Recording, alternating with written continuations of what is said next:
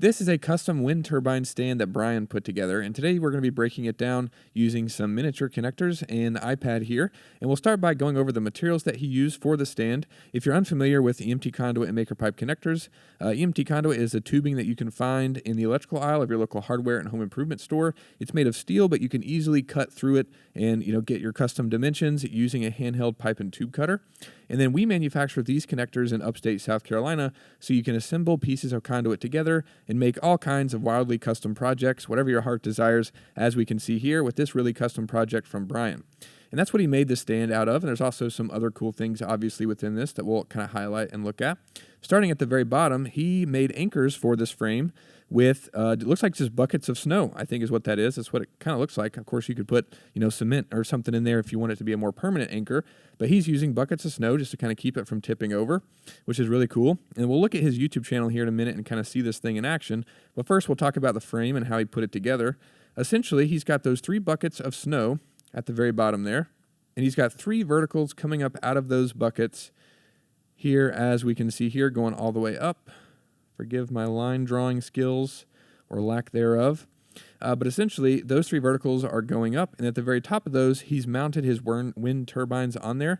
And I'm pretty sure that he's using the threaded pipe inserts, which hammer into the end of conduit and have just kind of add threads to the end of the conduit. I think he's bolting the wind turbines into those there, if I'm not mistaken. And essentially, he's got those 3 verticals, and then he's got the 3 verticals joined together using one of the most common maker pipe connectors, which is the T connector. He's got 6 of those per kind of support triangular brace, where essentially he's got one here, one directly below that, one over here, one right above it, and then these here. In between those connections, he's got a piece of conduit that terminates inside of the T connector and just goes from one side of the vertical to the other side of the frame to the other vertical, and then the same thing here, just repeated, just to make that rectangle. And he's utilizing the T connector in a way that's not as common, but I think it's really useful, where essentially you can just kind of angle the T connector and swivel it on this through pipe, on this blue piece of conduit here, to kind of achieve the different angle that you need. You could use that technique for making a roof peak, or in situations like this where you need to make a custom triangle. But essentially, he did that exact same thing up here, where he's just got 6 more T connectors, just grabbing onto those verticals. And then between them, he's got the pieces of conduit going from one side to the other. And just the exact same way that we saw down low underneath. And that's pretty much the gist of the whole frame.